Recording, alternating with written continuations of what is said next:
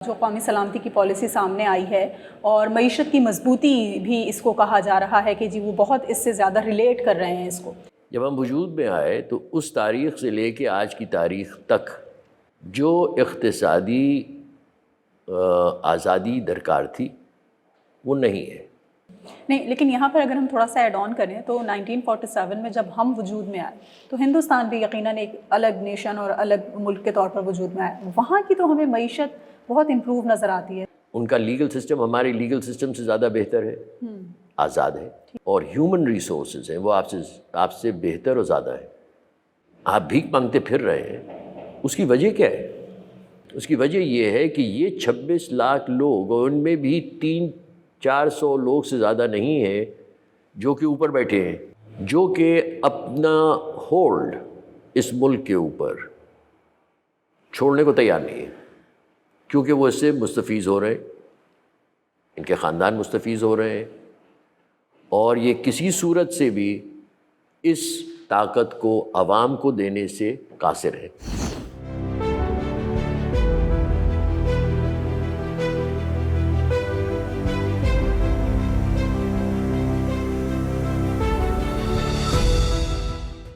پچھتر سالوں سے زیادہ کا عرصہ گزر چکا ہے. قیادت دیکھی ہے پاکستان میں جو سربراہی کرتے ہوئے آتے ہیں. ہر شخص یہی کہتا ہے کہ جی نظام تبدیل کرنا ہے، اور جب تک نظام تبدیل نہیں ہوگا، سسٹم میں چینج نہیں آئے گا، سچویشن اسی طرح سے رہے گی. یہ نظام تبدیل کرنے کا نعرہ ضرور لگتا ہے لیکن تبدیل تو کوئی نہیں کر پا رہا. یہ بھی پولیٹیکل ہے.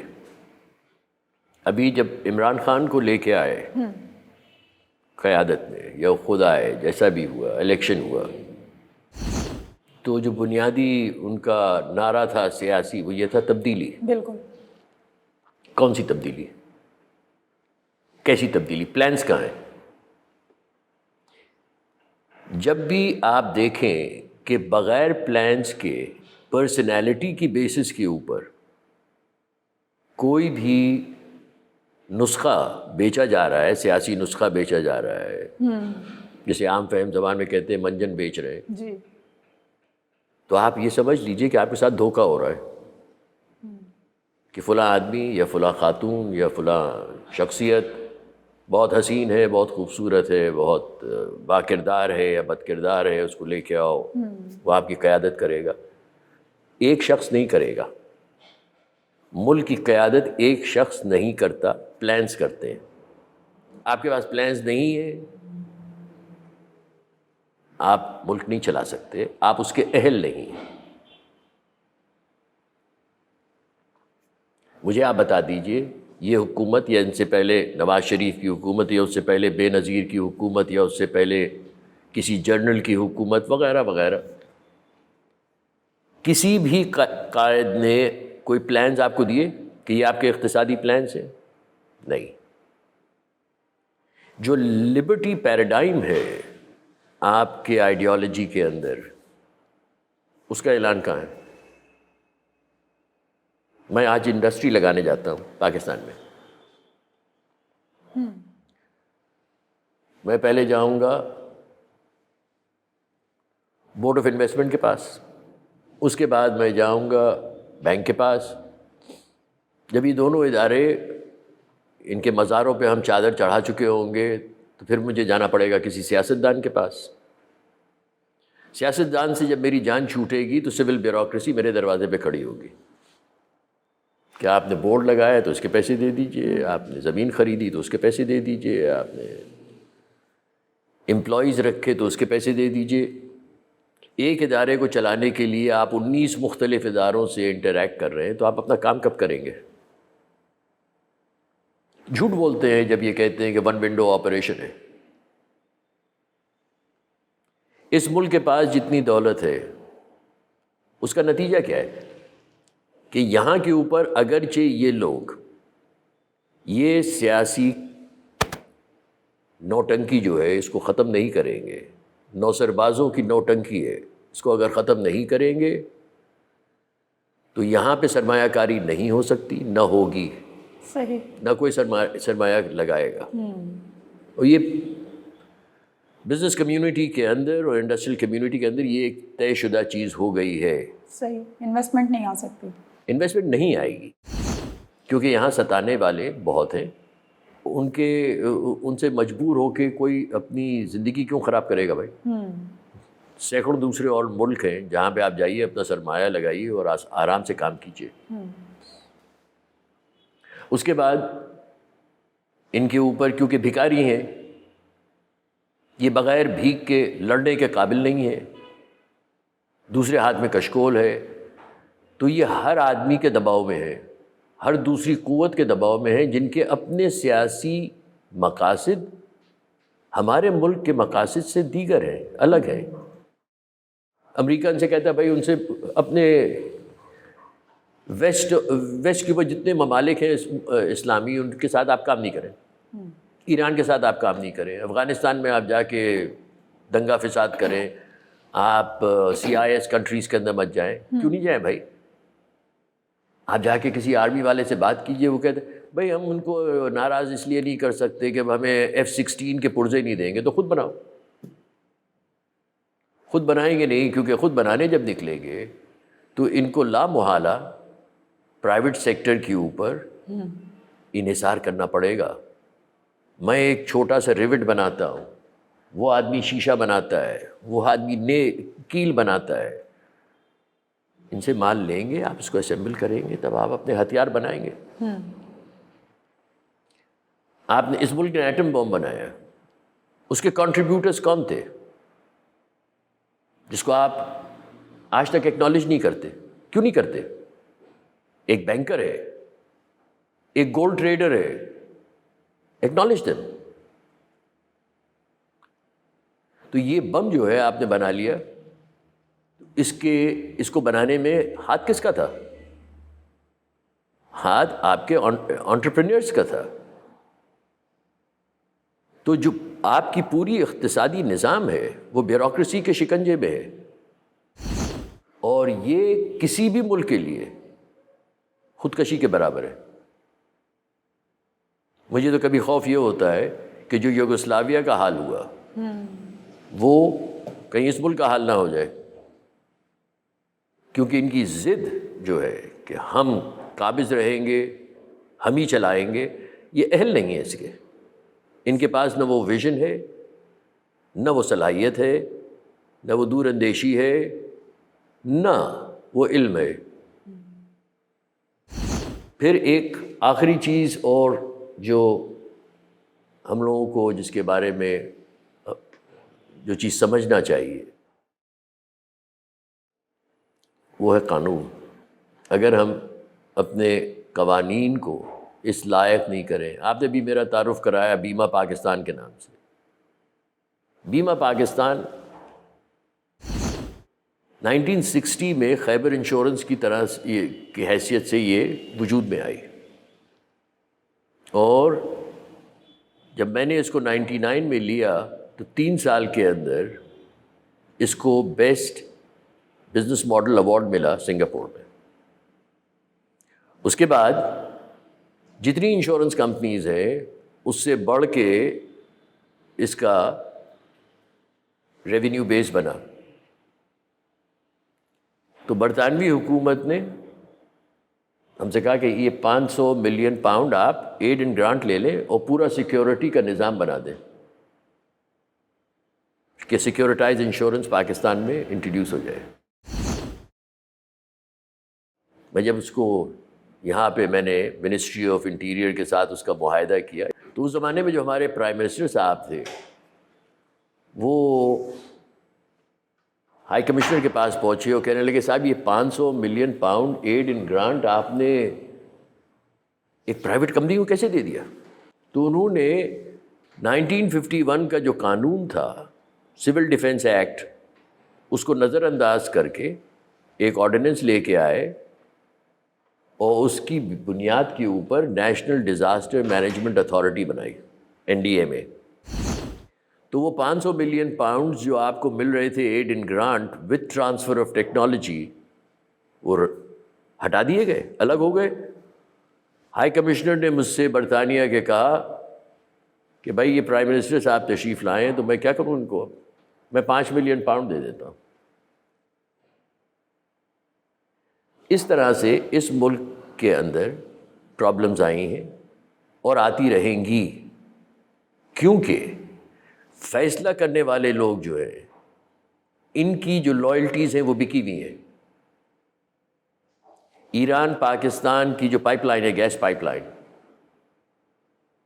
اس کے اندر مخل کون ہے؟ American influence. If you were independent, which you are not, and you don't want to be, you should have asked them to go to hell. آپ میں اتنی قوت نہیں ہے، آپ کے اندر اتنی صلاحیت نہیں ہے، آپ اپنے وجود کے اوپر آپ کو ایمان نہیں ہے۔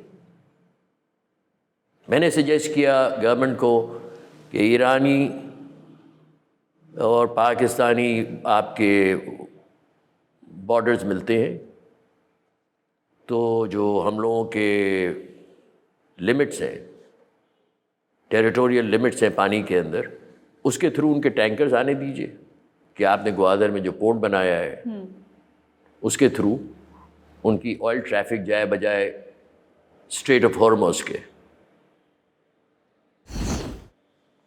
میں نے یہاں پروپوزل لا کے دیا ان کے منسٹر کے پاس سے، انہوں نے اٹھا کے کیا کیا، انہوں نے کہا کہ صاحب we'll refer it to the Americans. So if we are still a colony, then the hell with it. I mean, we don't need this sort of leadership that keeps us colonized. صحیح، It's simple. صحیح۔ تھوڑا سا taxation کی طرف آؤں گی، اس پہ آپ پہ بات کرنا چاہوں گی۔ کہا جاتا ہے کہ جی ہمارے ہاں پہلے کی نسبت اب زیادہ بہتر طریقۂ کار سے ٹیکسز جو ہیں اس کی کلیکشن ہو رہی ہے، اور جو شرح ہے ٹیکسز کی اس میں بھی اضافہ ہوا ہے۔ اگر ٹیکسز میں اضافہ ہوا ہے تو آپ کو کیا لگتا ہے کہ جو ہمارے یہاں ٹیکسیشن کا سسٹم ہے یہ درست سمت میں چل رہا ہے، یا اس کو بھی مزید بہتر ہونے کی ضرورت ہے، کیونکہ غریبوں کے اوپر زیادہ برڈن آ گیا ہے ٹیکسز کا، ایسا کہا جاتا ہے؟ دیکھیے، میں پھر دوبارہ آپ کو اسی طرف لے چلوں گا جو آپ کا بنیادی فاؤنڈنگ آئیڈیالوجی ہے آپ کی۔ ابن خلدون کا اگر مقدمہ پڑھ لیتے کوئی ایف بی آر کا چیئرمین تو اس کی عقل میں یہ بات آتی کہ اس نے اپنے مقدمے میں لکھا 600 سال پہلے، over taxation kills the incentive to labour. Simple. دنیا بھر میں یہ پریکٹس ہوتا ہے، ٹیکسز جب ہم آپ سے لیتے ہیں اس کے عوض آپ کو ہم دیتے کیا ہے اس کا صاف صاف تعین ہونا چاہیے۔ صحیح۔ اگر اوپر ایک بھکاری بیٹھ کے اس کا فیصلہ کرے گا تو وہ تو اپنی عقل استعمال نہیں کرے گا، وہ تو ڈکٹیٹس لے گا جہاں سے پیسے لے رہا ہے، اس کی بیسس کے اوپر وہ فیصلہ کرے گا کہ اس پہ بھی ٹیکس لگا دو، اس پہ بھی ٹیکس لگا دو۔ پاکستان وجود میں آنے سے پہلے ونسٹن چرچل نے یہ بالکل واضح کر دیا تھا کہ ایسے لوگوں کے ہاتھ میں قیادت جا رہی ہے جو ہوا، جو آدمی جس سے سانس لیتا ہے اس کو بھی ٹیکس کریں گے اپنی جیبیں بھرنے کے لیے۔ یہ ٹیکس کا کوئی نظام ہی نہیں ہے۔ ٹیکس ہونا کہاں چاہیے، یہ بھی سمجھنے کی بات ہے۔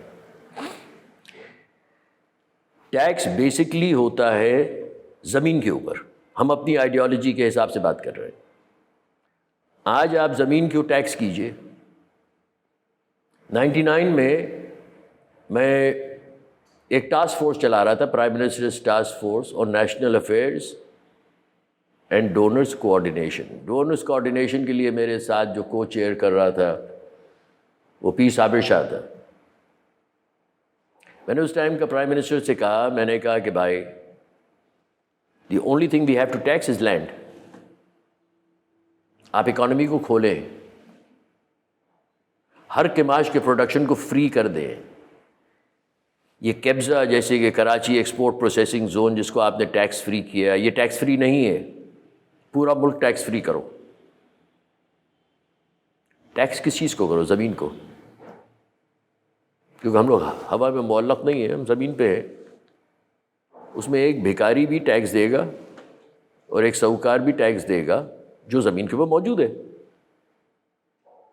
تو جو اس وقت شرح بن رہی تھی وہ صرف بن رہی تھی عام اوسط، کیونکہ مختلف سلیبس تھے، وہ بن رہی تھی 3 پیسہ پر اسکوائر فٹ پر منتھ۔ آج بھی یہ صورتحال ہے کہ اگر آپ اس ملک کے اندر زمین کو، پوری زمین کو، جیسے کہ ہندوستان میں ہوا ہے، نیشنلائز کریں، نیشنلائز کرنے کے بعد ریزیڈینشیل ایریاز کو الگ کر دیں، کارپوریٹ فارمنگ لے آئیں، ریگولیٹ کریں آپ ایگریکلچر کو، کیونکہ ایگریکلچر از بلو ایوریج، انڈسٹریل زونز کو اوپن کر دیں، مائننگ زونز کو الگ کر دیں، آپ کے فارسٹری کو الگ کر دیں، اینڈ اس کے ٹیکسز لگا دیں. You will get 8 times 10 times more taxes. آپ کیا کر رہے ہیں؟ آپ کالونیز کی دیے ہوئے نسخے کے اوپر عمل کر رہے ہیں کہ جو فیکٹرز آف پروڈکشن ہیں ان کو ٹیکس کر رہے ہیں، بجلی کو ٹیکس کر رہے ہیں، فیول کو ٹیکس کر رہے ہیں. کس لیے بھائی؟ کہ آپ کا پروڈکشن ہی نہ ہو. وہ تو چاہتے ہیں کہ آپ کا پروڈکشن نہ ہو، آپ فنش پروڈکٹس کی طرف نہ جائیں، آپ کا خام مال وہ لے جائیں. اس وقت اگر آپ دنیا کا نقشہ اٹھا کے دیکھیے تو آپ دیکھیے گا کہ 57 اسلامی ممالک ہیں. یہ دنیا کا جو گلوبل پروڈکشن ہے اس کا خام مال 60 سے 70% تک خام مال یہاں سے آ رہا ہے، اسلامک کنٹریز سے. اسلامک کنٹریز سے. ان کو ڈیوائڈ کر کے رکھا ہوا ہے اور آپ ان کی تائید کر رہے ہیں. کیوں کر رہے ہیں بھائی؟ کیونکہ آپ کو ذاتی فائدے ہیں، اور آپ اگر کسی بھی پلیٹ فارم پہ کھڑے ہو کہ یہ کہیے، آج آپ کہہ نہیں سکتے، کیونکہ اس ملک میں قوانین کیسے بنے کہ آرمی کو آپ کرٹیسائز کریں گے تو آپ جیل جائیں گے، سول بیوروکریسی کو آپ برا نہیں کہہ سکتے، جوڈیشری کو آپ کچھ کہیں گے تو کنٹیمپٹ کے اندر آپ کو اندر کر دیں گے، پارلیمنٹیرینز جو ہیں وہ تو آگسٹ ہیں، تو اللہ کے بھیجے ہوئے ہیں. تو اس خرافات کے اندر آپ چاہ رہی ہیں کہ ملک کی سیکیورٹی پالیسی کیا بنے گی؟ نیشنل سیکیورٹی پالیسی کیا ہو سکتی ہے؟ نہیں بنے گی. یہ بکواس کر رہے ہیں. This is the political gimmick, this is gimmickry. It has no meaning, it has no foundations. But primarily we must understand our history, we must understand how we have come into existence, we must understand our way forward. Our way forward is if we look inwards, we stop looking outwards. We cannot at all look at America and Russia and China and God alone knows whoever else. We need to look within. We have the natural resources, we have the human resources. We have to get the monkey off our backs. Last میں یہ بتا دیجئے کہ جی سی pack کو پاکستان کے لیے ایک بہت بڑا گیم چینجر کہا گیا، لیکن ہم سی پیک میں بھی تھوڑا بہت کام ہونے کے بعد کچھ ایسی بڑی امپروومنٹ نہیں دیکھ سکے پاکستان کی اکانومی میں، یا جس طرح سے اس کو گیم چینجر کہا جا رہا تھا وہ کچھ بھی چینجنگ ہمیں ایسی نظر نہیں آ سکی، اور اب تک کی رپورٹس کے مطابق تو شاید بہت حد تک اس کا کام رک بھی چکا ہے. دیکھیے پولیٹیکل ریٹرک جو ہے اس سے قطع نظر کہ گیم چینجر ہے اور اللہ کی طرف سے یہ ایک ہمیں تحفہ ملا ہے. 2015 میں چائنا میں ایک آفیشیل ڈیلیگیشن کے ساتھ گیا یہاں سے، جس کو مرحوم زاہد ملک ہیڈ کر رہے تھے. ہم لوگ گئے اور ہم منسٹری آف فارن افیئرز اس میں بھی گئے، اور ان کا ایک انسٹیٹیوٹ ہے فار اسٹریٹجک پلاننگ، اس میں بھی گئے، جس کو ہیڈ کر رہا ہے ڈپٹی فارن منسٹر. سی پیک پہ بہت ساری باتیں ہوئی اور دلچسپ باتیں تھیں. ان کے ڈپٹی فارن منسٹر نے ہم لوگوں سے کہا کہ بھئی ہمیں بڑی فکر ہے کہ ہم اتنے پیسے جو لگا رہے ہیں، 64 بلین ہم لگا رہے ہیں، تو اس کی سیکیورٹی کا ہمیں بڑی فکر ہے، کیونکہ ہم اگر، اور اس نے ایک نمونہ ہمیں بتایا، ایک ایگزامپل دیا کہ ہم نے سڑک بنائی اور اس کے دونوں طرف ہم نے اگر وہ فینسنگ کر دی لوہے کی، تو ہمیں یہ ڈر ہے کہ جو اس فینسنگ کے باہر پاپولیشن ہے وہ فینسنگ کو کاٹ کاٹ کے لے جائیں گے ایک وقت کا کھانا خریدنے کے لیے، کیونکہ آپ کے یہاں اتنا افلاس ہے، پاورٹی ہے. تو میں نے کہا یہ 64 بلین آپ لوگ ریکور کب کریں گے، کیسے کریں گے؟ اس پہ بہت زور سے ہنسے، کہنے لگے ہم تو کر چکے، کہ انہوں نے ایک کنسیشن اور لے لیا آپ کے کول کا اور یہ سنڈیک کا. تو انہوں نے اپنے نیشنل آبجیکٹیوز کو، اکنامک آبجیکٹیوز کو کیلکولیٹ کر کے یہ انہوں نے قدم اٹھایا. آپ کا کام یہ تھا کہ آپ اپنے نیشنل آبجیکٹیوز کو آپ کور کرتے، تب نیگوسیشن ٹیبل پہ بیٹھتے. مگر چونکہ آپ کے پاس ایک اکنامک پلان ہے ہی نہیں، تو آپ بات کیا کریں گے؟ آپ بات کیا کریں گے؟ صحیح. آپ یہ سمجھ رہے ہیں کہ اس راہداری سے جو ان کا مال جائے گا یا ان کا مال آئے گا اس پہ آپ چنگی لے لیں گے، آکٹرائے لے لیں گے، اس سے آپ بہت پیسے کما لیں گے. یا آپ سمجھ رہے ہیں کہ اس کی بنا کے اوپر آپ کو امریکہ سے اور ایڈ مل جائے گا کیونکہ وہ چاہیں گے کہ آپ اس کو روکیں، اور آپ نخرے کر کے اور اس سے 4 پیسے اور ایڈ لیں گے. ان کے دماغ سے ایک چیز نہیں ہٹ رہی ہے.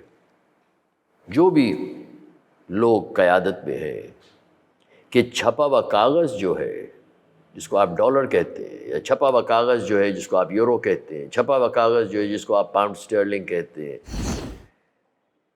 اس کی انٹرنسک ویلیو 0 ہے. یہ میڈیم آف ایکسچینج ہے، یہ ویلیو ایکسچینج نہیں ہے. یہ ویلیو ایکسچینج کا حصہ نہیں بن سکتا. تو جب ویلیو ایکسچینج کی بات ہوتی ہے اس کے لیے آپ کو اکانومسٹ چاہیے ہیں جو ویلیو ایکسچینج کے نظریے سے دیکھیں، جو اس پیریسکوپ سے اس کو دیکھیں آپ کی اقتصادی پالیسیز کو. یہ تو چھپے ہوئے کاغذ کی بیسس پہ دیکھ رہے ہیں، ہمیں اتنے پیسے مل جائیں گے، ہماری جیب اتنی گرم ہو جائے گی اور ہم اتنے پیسے یہاں دکھا دیں گے، یہاں خرچ کر دیں گے. They are chief accountants who have no clue about economic paradigms. And it is disgusting. CPEC, from the military strategic point of view, is a very good initiative. Crucial. The Gwadar port, irrespective of who owns it, is also excellent for Pakistan's economy, provided we open our borders to the Muslim world. But if you're doing it only to please the Chinese, then you will not see anything. What is there to see? وہ آپ کو 4 پیسے اور دے دیں گے اپنی کمائی سے. لے لو بھائی، رکھو، سیاستدانوں کو خوش رکھو. نیشنل پالیسیز نہیں ہیں. نیشنل پالیسیز کے لیے integration of the masses with the ruling elite is fundamental. یہ اپنے آپ کو کوئی اعلیٰ چیز سمجھتے ہیں اور بقایا عوام جو ہے اس کو وہ سمجھتے ہیں کہ بھائی یہ آپ کے کیٹل فاڈر ہے. ایسا نہیں ہے. یہ حماقت یہ 75 سال سے کرتے آ رہے ہیں، اور یہ کرتے اگر گئے تو ان قریب یا یہ رہیں گے یا یہ ملک رہے گا. بہت شکریہ مرزا شاہ نواز آغا سے ہم نے کچھ گفتگو کی پاکستان کی معاشی صورتحال کے حوالے سے اور کچھ نیشنل سیکیورٹی پالیسی کے حوالے سے، جس پر کافی زیادہ داد وصول کرتے ہوئے نظر آ رہے ہیں ہمیں موجودہ حکومت میں بیٹھے ہوئے لوگ، اور وہ یہ سمجھتے ہیں کہ ایک بہت بڑی انہوں نے منزل طے کر لی ہے قومی سلامتی پالیسی کی تشکیل سے، اور ایک ایسا کارنامہ سر انجام دیا ہے ان 76 سالوں میں جس سے پہلے کوئی نہیں کر سکا. اور وہ اس پالیسی کو نہ صرف یہ کہ ملک اور قوم کی سلامتی کا ضامن سمجھتے ہیں، بلکہ ان کا یہ خیال ہے کہ اس پالیسی پر عمل درآمد کر کے وہ پاکستان کو شاید ترقی یافتہ ممالک کی فہرست میں بھی شامل کر سکیں گے. لیکن جو پلانز ہیں، جو پالیسیز ہیں، جو اکنامک پلانز ہونے چاہیے کسی بھی قیادت کے پاس یا کسی بھی حکومت یا حکمرانوں کے پاس، اس کا ہمیں ابھی بھی فقدان نظر آتا ہے، جس کی وجہ سے ہم کتنی ہی پالیسیز کیوں نہ لے آئیں، کتنے ہی پلانز کیوں نہ لے آئیں، تمام تر چیزوں کے اوپر وہ ریزلٹس نہیں مل پاتے ہیں، جس کی وجہ سے نہ صرف یہ کہ عوام کی کوئی بھلائی ہو سکے بلکہ اس ملک کا بھی کوئی فائدہ ہو سکے.